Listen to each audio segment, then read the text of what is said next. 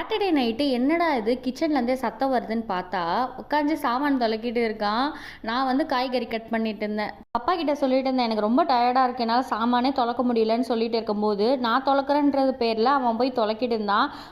10 சாமான் தான் தொலைக்கியிருப்பான். ஆனாலும் அதுக்கு மேலே நான் தொலைக்க விடலை. ஏன்னா இந்த வயசுலேயே வந்து நம்ம அம்மாவுக்கு இவ்வளோ கஷ்டமாக இருக்கே, நம்ம போய் ஹெல்ப் பண்ணலான்னு நினைக்கிறான் பார்த்தீங்களா, அதுவே பெருசு.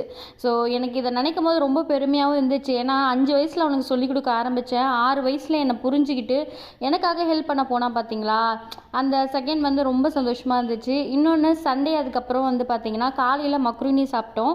ஸோ முட்டை மக்ருனின்னு சொல்லுவோம். அதை வந்து சாப்பிட்டுட்டு மத்தியானத்துக்கு மேலே வந்து பார்த்திங்கன்னா சிக்கன் 65 ரெடி பண்ணிவிட்டு எறா வந்து வாங்கிட்டு வந்தார். ஏன்னா புரட்டாசி பிறக்க போகுதுன்னு சொல்லிட்டு இந்த சண்டே மண்டேயில் வந்து 2 நாளில் எப்படின்னா சாப்பிட்டுக்கலான்னு சொல்லிட்டு எக்ஸ்ட்ராவே தான் செஞ்சுருக்கேன். இந்த சண்டே கொஞ்சம் சாப்பிட்டுட்டு மண்டே எடுத்து வச்சுருவேன்.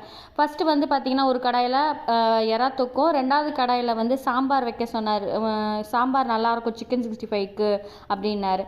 ஸோ இன்றைக்கி சண்டே வந்து பார்த்திங்கன்னா சாதம், எறா தொக்கு, சிக்கன் 65, சாம்பார் இதுதான் செஞ்சேன். என்னோட சண்டே சமையல் இதுதான்.